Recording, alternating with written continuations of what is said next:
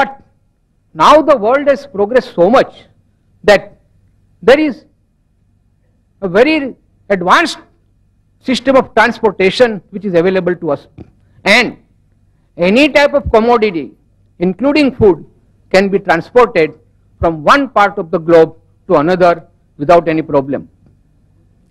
Now that when we have got alternatives, we have to think about this, which alternative is better from all the angles that which I have described earlier.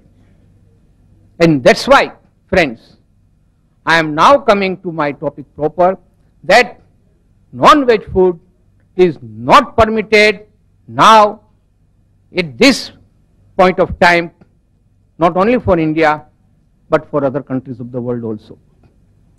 First of all, I will say that all Indian philosophies have stated that we should not harm any living being,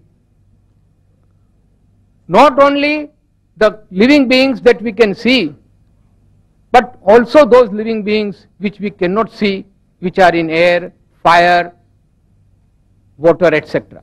But always there is a limit. It's very difficult for a human being to refrain from total ahimsa, total hinsa or violence because of his needs. So that is why Lord Mahavir stated that at least you limit the essential killings, but absolutely no killing for your own selfish motive or for your own needs of hunger, etc. And that is why under Jainism and most of the Indian philosophies, non-veg food is totally prohibited. Now this is a religious aspect. I will not go very deep into it, but the psychological aspect, the effect that non-veg food has on our thoughts and deeds, that is the most important part. The learned authors, I will not now quote the names of the books and authors because that will take time, but I have got all the authorities with me. It is said that veg diet reduces needless suffering in the world and also preserves our ecosystem. See, when I talk about alternative, you look here, you look at the wild animals who stay in jungle. Those who are carnivorous, they will restrict themselves to meat eating only. But those animals which are herbivorous, they will never go for meat eating. Only human being is such, because of some false notions, I will say. It is the human being has been both a carnivorous and herbivorous. As I said, if alternative is available, why should we go for unnecessary killing? The basic principle underlying this theory is non-violence, love, and compassion for animals, birds, fish, etc. Because flesh food falls in not essential category, while vegetarian food comes under essential category. Psychologically also, cruelty, instant impulses, urges, basic animal instincts, impatience are all the necessary consequences of flesh food. By eating animal flesh, man will ingest all the animal instincts, the four basic animal instincts of food, fear, possessiveness, and reproduction. These are there in men, I don't say no, but they are the basic instincts. We have got a reasoning mind. We can rise above these basic instincts. We can control our impulses and urges and become, then only we can become super animals or super beings. Otherwise, human being and animals, there is no difference at all. But man has additional quality called reasoning mind, which is blunted by the influence of flesh food, and man becomes more like animal. The scientific reason for this is that flesh is an integral part of animal body. It is full of tamasic value. There are three types of values: tamasic, rajasic, and sattvic. Tamasic, in short, is the brutal sense or brutal instincts of animal. A man becomes more like an animal. He is callous, he is cruel, he is ignorant if he is eating the food that is the part of the bodies of the dead animals. The crime rate is higher. Aggression is the natural consequences of flesh food.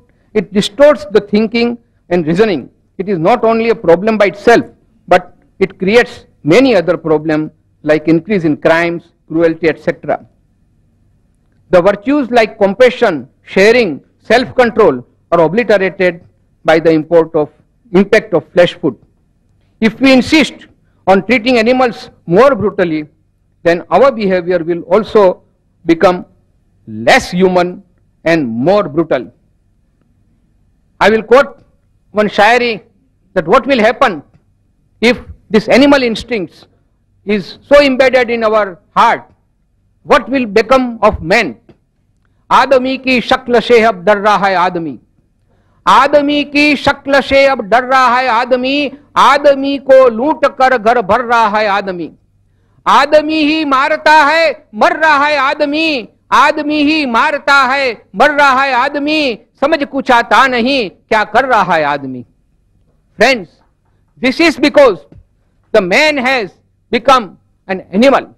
He does not then distinguish between whether he is an animal or a human being, because this is the influence of the food, the flesh food that he eats.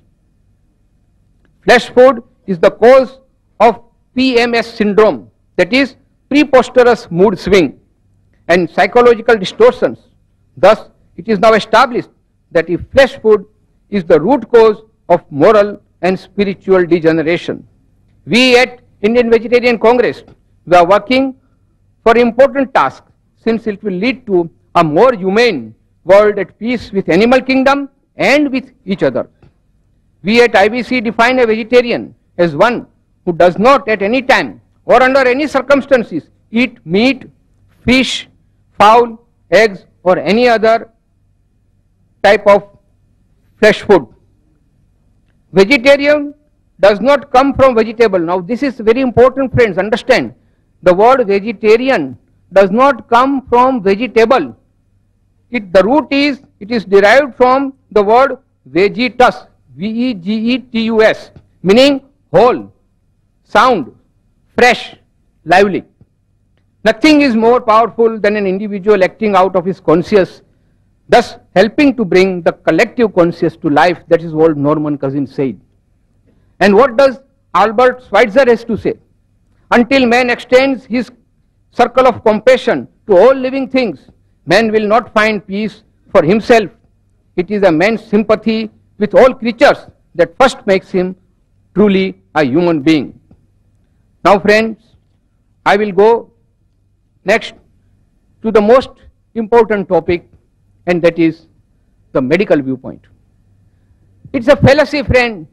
It's a myth to say that we don't get enough protein from veg food, and that is why a man must have flesh food that is rich in protein.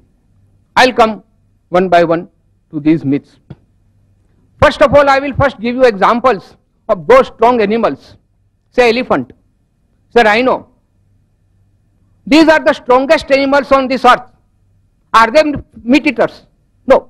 They are pure veg. Even if they die, they will not eat meat.